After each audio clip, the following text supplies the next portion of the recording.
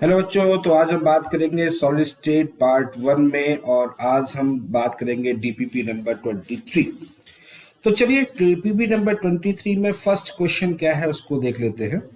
First question है solid CO2 is an example of. देखिए NCERT का क्वेश्चन है, ये एनसीईआरटी में ये डिफाइन है। Solid CO2 that's mean dry ice. क्या बोलते हैं इसको? Dry ice. ठीक है। और ड्राई आइस किस फॉर्म में रहता है? देखिए ड्राई आइस जो होता है वो मॉलिक्यूल के फॉर्म में रहता है। ठीक है, मॉलिक्यूल है। तो ये जो क्रिस्टल शो करेगा, कौन सा क्रिस्टल शो करता है? तो क्रिस्टल के फॉर्म में रहेगा, तो कौन सा होगा? मॉलिक्यूलर क्रिस्टल के फॉर्म में होगा। ठीक है। अब जैसे कि आयनिक क्रिस्टल की बात करते हो, आयनिक क्रिस्टल कौन से होते हैं? जैसे NaCl आयनिक क्रिस्टल होते हैं। ठीक है। कोवलेंट क्रिस्टल की बात करते हैं जैसे कि डायमंड के फॉर्म में होता है, डायमंड के फॉर्म में होता है। ठीक है। मेटालिक क्रिस्टल जैसे कोई मेटल ले लो, आयरन ले लो या कुछ मेटल्स एक्सेट्रा एक्सेट्रा कुछ भी ले लो। तो अगर आपसे पूछा जाता है कि सॉलिड CO2 किसका एग्जाम्पल है, तो मॉलिक्यूल क्रिस्टल का एग्जाम्पल या मॉलिक्यूलर क्रिस्टल आप इसको बोल सकते हो। ठीक है, मॉलिक्यूलर क्रिस्टल बोल सकते हैं। तो दैट्स मीन फोर्थ ऑप्शन इसका करेक्ट होगा। नेक्स्ट अगले पॉइंट की बात करते हैं। अगला क्वेश्चन है डायमंड। बहुत इंपॉर्टेंट है, ये बहुत इंपॉर्टेंट है डायमंड। ठीक है। और डायमंड की स्ट्रक्चर भी अपने आप में बड़ी इंपॉर्टेंट है कि डायमंड कैसा होता है। तो पहली बात तो जो डायमंड होता है वो क्यूबिक फॉर्म में होता है, पहली चीज तो ये ध्यान रखनी है।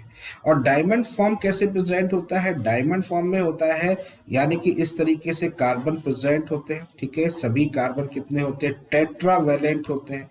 तो हर जगह पर यहाँ पर कार्बन कार्बन कार्बन कार्बन लगा होता है। और उसी तरीके से यहाँ पर भी अल्टरनेट में भी कार्बन लगा होता है। यहाँ होगा तो यहाँ नहीं होगा, तो यहाँ होगा, यहाँ नहीं होगा तो यहाँ होगा। ठीक है। और एक यहाँ होगा। क्लियर है? इस टाइप से ये प्रेजेंट होता है। तो डायमंड जो होता है, डायमंड इज द डायमंड किस तरह से प्रेजेंट होता है? क्यूबिक फॉर्म में प्रेजेंट होता है। क्लियर है? समझ में आ रही बात? और इस तरीके से ये वॉइड में प्रेजेंट होता है। आपने नाम सुना होगा वॉइड, यानी कार्बन कैसा होता है? टेट्रावैलेंट होता है। ये तो आप जानते ही होंगे। कार्बन सभी अदर कार्बन के साथ में 4 वैलेंसी के थ्रू बाउंडेड होता है। ठीक है। तो ये हमारे पास में रहा डायमंड के बारे में। चलिए नेक्स्ट आगे बात करते हैं, नंबर 3 में चलते हैं। नंबर 3 क्या कहता है? How many number of atoms are there in a cube base unit cell having 1 atom on each corner and 2 atom on body diagonal of the cube. जरा इसको समझने की कोशिश करते हैं, क्या कह रहा है ये कुछ इस टाइप की सिचुएशन कह रहा है। ये जैसे कि हमारे पास में क्यूब है। अब इस क्यूब में एटम्स हमारे पास में कहाँ प्रेजेंट हो रहे हैं? एटम हमारे पास में कॉर्नर में प्रेजेंट हो रहे हैं। ठीक है। ये कॉर्नर में प्रेजेंट हो गए, ये एटम कॉर्नर में हो गए। ठीक है। फिर वो क्या कह रहा है? Unit cell 1 atom on each corner and 2 atoms on each body diagonal. अब बॉडी डायगोनल बनाते हैं अपन लोग, तो बॉडी डायगोनल कौन सा बनेगा? यही बनेगा। ठीक है। ये बनेगा। क्लियर है? ये बनेगा और ये बनेगा। और हर बॉडी डायगोनल्स में एक एटम होगा। होगा कि नहीं होगा? ये बॉडी डायगोनल लगा दिया। क्लियर है? समझ में आ रही बात?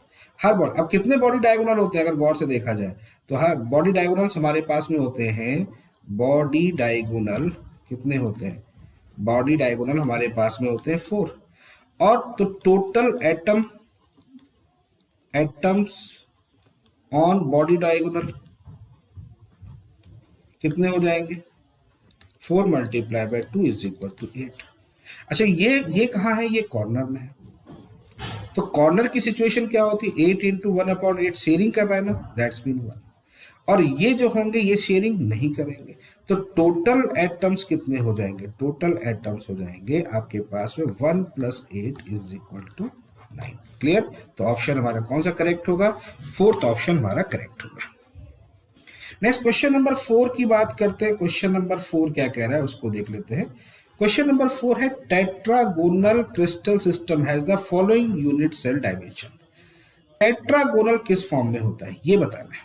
देखो सबसे पहली चीज है, ये क्या होता है? ये होता है क्यूबिक अरेंजमेंट में। क्यूबिक में A = B = C और तीनों जो एंगल होते हैं वो कैसे होते हैं? इक्वल होते हैं और 90 होते हैं। ये जो होता है ये होता है ऑर्थोरोम्बिक। इसको ढंग से देखिएगा, ये क्वेश्चन आ जाता है, ध्यान रखिएगा। ये ऑर्थोरोम्बिक होता है। ये जो होता है ये होता है टेट्रागोनल।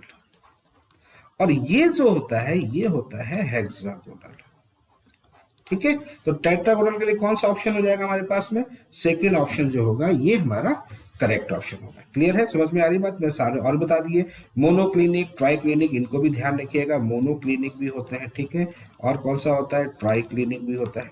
ठीक है, तो ये चीज ध्यान रखिएगा। हमारे पास में कितने सिस्टम है? क्रिस्टल सिस्टम है कितने? क्रिस्टल कितने सिस्टम है हमारे पास में? 7 क्रिस्टल सिस्टम है। क्लियर है, तो इस चीज को ध्यान रखिएगा। चलिए आगे बात करते हैं। नेक्स्ट क्वेश्चन नंबर अपन चलते हैं 5th में। 5th क्वेश्चन क्या कहता है उसको देख लेते हैं। If the radius of metal atom is a, यानी कि आर की वैल्यू 1.00 एंगस्ट्रॉम है, and it's crystal structure is simple cubic. Simple cubic का मतलब एससी फॉर्म। सिंपल क्यूबिक का मतलब होता है कि सभी एटम जो हैं वो कहाँ होंगे? कॉर्नर पर होंगे। सभी एटम कहाँ होंगे? कॉर्नर पर होंगे। ठीक है, इस तरीके से सारे एटम्स जो होंगे वो कॉर्नर पर होंगे। ठीक है, then what is the volume of the unit cell? अब कॉर्नर पर होंगे तो volume of the unit cell क्या हो जाएगा? वॉल्यूम ऑफ यूनिट सेल क्या होगा? तो वॉल्यूम ऑफ, ये लेंथ ए है तो volume of the unit cell that is a cube. और ये जो डिस्टेंस होती है ये a इज इक्वल टू किसके इक्वल होती है? 2r के इक्वल होती है। यानी कि इसका मतलब 2r का होल क्यूब की बात करेंगे तो यानी 8 इंटू r की value 1 into 10 to power metre में लोगे तो ये हो जाएगा। ठीक है, तो कितना आएगा? 8 into 10 to power -30 metre cube. आगे समझ में क्लियर है? तो ऑप्शन कौन सा करेक्ट होगा? थर्ड ऑप्शन हमारा करेक्ट होगा। यही तो पूछा गया, what is the volume of the unit cell. कर लेंगे। चलिए नेक्स्ट आगे बात करते हैं। क्वेश्चन नंबर 6 में देखें। क्वेश्चन नंबर 6 क्या है? द इंटरमेटालिक कंपाउंड लिथियम और AG crystalline in the cubic lattice in which both lithium and silver have coordination number of 8। ये 8 पर फोकस करना। 8 कहां पर होगा? अब लिथियम और एजी की बात करें तो लिथियम और एजी कैसे प्रेजेंट होगा उसकी बात करते हैं। ऐसे देखते हैं, ये हमारे पास में यहां पर मैंने लिख दिया लिथियम। ठीक है, तो सभी कॉर्नर पर यानी कि ऑल कॉर्नर, यानी कि जितने भी कॉर्नर हैं उस कॉर्नर पर लिथियम, और एजी को अपन ने लिख दिया यहां।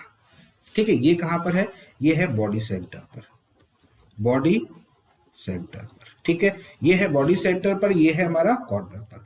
तो एक बात मुझे बताओ, बॉडी सेंटर जो एजी है, AG covered by 8 lithium and lithium covered by 8 AG. तो कोऑर्डिनेशन नंबर की बात करें तो एजी का कोऑर्डिनेशन नंबर कितना होगा? 8, और लिथियम का कोऑर्डिनेशन नंबर कितना होगा? 8। ठीक है, तो ये अरेंजमेंट कौन सा हो गया? ये अरेंजमेंट कौन सा हो गया? That is the BCC arrangement. कौन सा अरेंजमेंट है? BCC arrangement. तो आंसर कौन सा हो जाएगा? Second option, body centred cubic हो जाएगा, यानी सेकंड ऑप्शन करेक्ट होगा। क्वेश्चन नंबर 7 देखो, फिर वही आ गया जो भी थोड़ी देर पहले मैंने आपको बताया था। The crystal system for a does not equal to b alpha beta gamma 90। देखो ये लर्न वाला है, इंपॉर्टेंट है, ध्यान रखिएगा। मैं लिख दे रहा हूँ, एनसीईआरटी का है, ये एनसीईआरटी से बिलोंग करता है, इंपॉर्टेंट है। That's mean orthorhombic. कौन सा आंसर होगा? ऑर्थोरोम्बिक के लिए भी थोड़ी देर पहले इसको डिस्कस कर चुके हैं। नेक्स्ट क्वेश्चन नंबर 8 में आते हैं। क्वेश्चन नंबर 8 में लिखा है how many rectangular face are in the orthorhombic. देखो ऑर्थोरोम्बिक में कितने रेक्टेंगुलर फेस होते हैं बेटा? Rectangular face are in orthorhombic. अगर आप इसको स्ट्रक्चर्स को देखोगे ऑर्थोरोम्बिक में तो इस जगह पर आपको 6 फेस मिलेंगे। कितने मिलेंगे? 6 फेस। ठीक है, बहुत इंपॉर्टेंट है, 6 फेस मिलेंगे अकॉर्डिंग टू दिस। ये आपके पास में, ये देखो आपके पास में ऑर्थोरोम्बिक फॉर्म लिखा हुआ है। तो जब इसको बनाओगे, ए बी सी को बनाओगे आप, तीनों की लेंथ इक्वल नहीं है और एंगल अगर आप 90 डिग्री पे रखे हैं, वो तो रखते ही हैं, तो उस कंडीशन पे आपको 6 फेस मिलेंगे। इस चीज को ध्यान रखिएगा। ठीक है, नेक्स्ट आगे बात करते हैं, अगले पॉइंट पर चलते हैं। नेक्स्ट क्वेश्चन नंबर 9 की तरफ चलते हैं। क्वेश्चन नंबर 9 क्या कह रहा है उसको देख लेते हैं। An alloy of copper, silver and gold is found to have copper the CCP। देखो बेटा कॉपर कहां पर है? CCP में। CCP that's mean FCC। FCC का मतलब क्या हो जाएगा? FCC का मतलब हो जाएगा कॉर्नर में है और साथ में कहां पर है? फेस सेंटर है। ये तो है। और कॉर्नर फेस सेंटर की बात करें तो कॉर्नर में कितना होगा? 8 इंटू 1/8। फेस सेंटर कितना होगा? 6 इंटू 1/2। दैट्स मीन यहाँ कितना हो जाएगा आपके पास में? 4। एक तो ये हो गया। कॉपर की बात तो ये, सिल्वर की बात कर लेते हैं। चलो सिल्वर क्या कह रहा है, silver atom occupy the edge centre, कहां पर है, एज सेंटर पर है, एज सेंटर्स, ठीक है। तो एज सेंटर की बात करें तो एज कितने होते हैं 12, और शेयरिंग कितनी होती है 1/4, दैट्स मीन 3। और गोल्ड की बात करते, एयू की बात करते, तो ये कहां पर है आपके पास में, बॉडी सेंटर पर, ठीक है, क्लियर है। बॉडी सेंटर में कितना होता है 1। अब मॉलिक्यूलर फॉर्मूला क्या बनेगा देखो, Cu4Ag3Au, ये हमारा बनेगा Cu4Ag3Au, Cu4Ag3Au, that's mean third option हमारा करेक्ट होगा। क्लियर है, समझ में आ गया, ठीक, ओके। नेक्स्ट आगे बात करते हैं क्वेश्चन नंबर 10।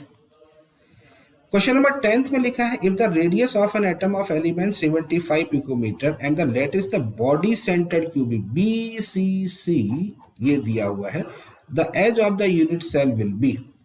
देखो रेडियस आपको दे रखी है 75, तो एक बात समझो, ये होता है बॉडी सेंटर, यानी कि ये होता है डायगोनल जो कि बॉडी सेंटर से जा रहा है, ठीक है, क्लियर है।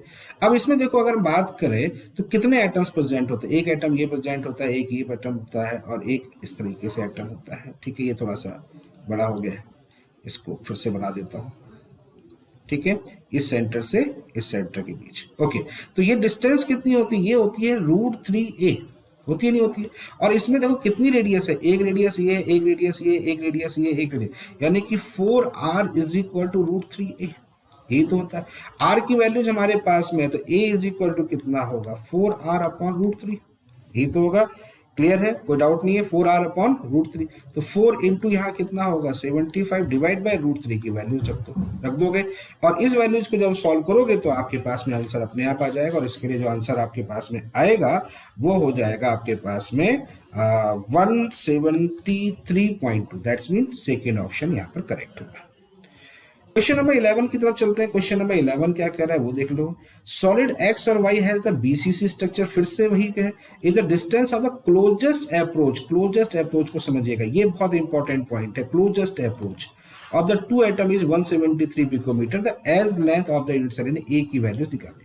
फिर वही कंडीशन है, ये एक्स है, ये वाई है, फिर से ये एक्स है, ठीक है, ये एक्स हो गया, ये वाई हो गया, और ये x हो गया, ठीक है। ये रेडियस ऑफ x हो जाएगा, ये रेडियस ऑफ y हो जाएगा, ये रेडियस ऑफ y हो जाएगा, ये रेडियस ऑफ x हो जाएगा। क्लियर है, समझ में आ गई बात। और यहाँ पर जो डिस्टेंस दे रखी है, ये डिस्टेंस दे रखी है, ये है 73 पिकोमीटर। यहाँ से यहाँ तक की जो डिस्टेंस है वो कितनी होगी, √3a होगी, होगी कि नहीं होगी, क्लियर है। ये पूरी √3a होती है, और ये वैल्यूज भी कितनी होती है, √3a/2 होती है, ऐसे समझ सकते हो। तो radius of x plus radius of y is equal to √3a/2, ये वैल्यू समझ में आ गई, √3a/2। तो ये वैल्यूज आपके पास में गिवन है, 173 गिवन है, ये हो जाएगा √3a/2। तो इस कंडीशंस में आपको क्या निकालना, a निकालना है, तो ये हो जाएगा 173 मल्टीप्लाई बाय √3, ठीक है, नहीं sorry 173 multiply by 2 divide by √3, ठीक है। तो जब इस वैल्यूज को सॉल्व करोगे तो ये वैल्यूज लगभग 199 के करीब आएगी, यानी कि 200 करीब आएगी। तो फर्स्ट ऑप्शन हमारा करेक्ट है। क्वेश्चन नंबर 12 की बात करते हैं। क्वेश्चन नंबर 12 क्या कहता है, the radius of an atom of the element is 500 picometre, R की वैल्यूज कितनी दे रखी, 500 पिकोमीटर, ठीक है। If it crystallise the FCC का अरेंजमेंट दे रखा है, the length of the side of the unit cell, A की वैल्यूज निकालनी, ठीक है। अब FCC की बात करते हैं तो FCC कैसे होता है, ऐसे ही तो होता है, एक ही एटम होता है, एक ही एटम होता है, एक ही एटम होता है। यहां से यहां तक की वैल्यूज कितनी होती है, ये वैल्यूज होती है √2a, ठीक है, क्लियर है। अब यहाँ एक रेडियस है, यहाँ एक रेडियस है, यहाँ एक रेडियस है, यहाँ एक रेडियस है। इसका मतलब यहाँ पर आप कह सकते हैं 4r = √2a, यानी a = कितना हो जाएगा, a = यहाँ पर होगा 4r/√2। तो 4r/√2 ले लो, तो 4 की वैल्यूज कितनी हो गई, 4 × 500 डिवाइड बाई √2, यहाँ पर अपन √2 की वैल्यूज को रख देंगे, ठीक है, क्लियर है। तो जब इस वैल्यूज को रखोगे तो ये वैल्यू जो यहाँ पर आएगी, अपने को a ही निकालना है ना, हाँ, 4r = √2, यानी a/2 √2 भी बोल सकते हो, r = a/2 √2, ठीक है, कर लोगे ना अपने हिसाब से। तो ये वैल्यू जो यहाँ पर आएगी सॉल्व करने पर वो आ रही है 1414, यानी कि थर्ड ऑप्शन जो है इसका करेक्ट है। नेक्स्ट आगे बात करते हैं, क्वेश्चन नंबर 13 की तरफ चलते हैं। क्वेश्चन नंबर 13 क्या कह रहा है, एक atom form the element A and B crystalline in the cubic structure where A atom are the present and the corner. देखो ए कहाँ है, कॉर्नर पर है, कॉर्नर पर है, और ए कॉर्नर पर है तो कॉर्नर के लिए कितना होगा, 8 इंटू 1/8 की वैल्यू 1 हो जाएगी। बी कहाँ है, बी कहाँ है, बी एटम में प्रेजेंट है the face centre, face centre पर है, और फेस सेंटर के लिए कितना होता है 6 इंटू 1/2, 3 हो जाता है, यानी कि मॉलिक्यूलर फॉर्मूला कौन सा होगा, AB3, यानी कि ऑप्शन कौन सा हो जाएगा, सेकेंड हमारा करेक्ट होगा। क्वेश्चन नंबर 14 क्या कह रहा है उसको भी देख लेते हैं। Question number 14, compound form by the element X and Y cubic structure X atom at the corner. Okay, ये तो सेम क्वेश्चन हो जाएगा, आप उसी टाइप का है, कॉर्नर है तो कॉर्नर है तो 8 इंटू 1/8 की वैल्यू कितनी हो गई 1। वाई कहाँ पर है, वाई फेस सेंटर पर है तो 6 इंटू 1/2 इज इक्वल टू 3, यानी XY3, यही आंसर आएगा। तो कौन सा ऑप्शन सही है, फर्स्ट ऑप्शन हमारा करेक्ट है। नेक्स्ट क्वेश्चन नंबर 15 की तरफ चलते हैं। क्वेश्चन नंबर 15 क्या कह रहा है, in a face centered cubic lattice unit cell is shared equally by how many unit cell। देखिए फेस सेंटर्ड हमारे पास में, ये फेस सेंटर्ड है, ठीक है, इस फेस सेंटर्ड में कितने यूनिट सेल से ये कवर्ड होगा। देखो ये फेस हो गया, ये हो गया, ये हो गया, ये हो गया, एक पीछे हो गया, एक यहाँ हो गया, तो ये एक से कवर्ड होगा, ये एक से कवर्ड होगा, ये एक से कवर्ड होगा, ये एक से कवर्ड होगा, ये एक से कवर्ड होगा, और ये एक से कवर्ड होगा। तो नंबरिंग कर ले 1 2 3 4 5 6, यानी 6 एटम से ये कवर्ड हो रहा है। इसका मतलब इस कंडीशंस में इसका जो आंसर होगा दैट्स मीन 6 जो होगा वो हमारा आंसर होगा। ठीक है, तो चलिए ये रही आज की डीपीपी। चलिए फिर मुलाकात होगी नेक्स्ट डीपीपी के साथ।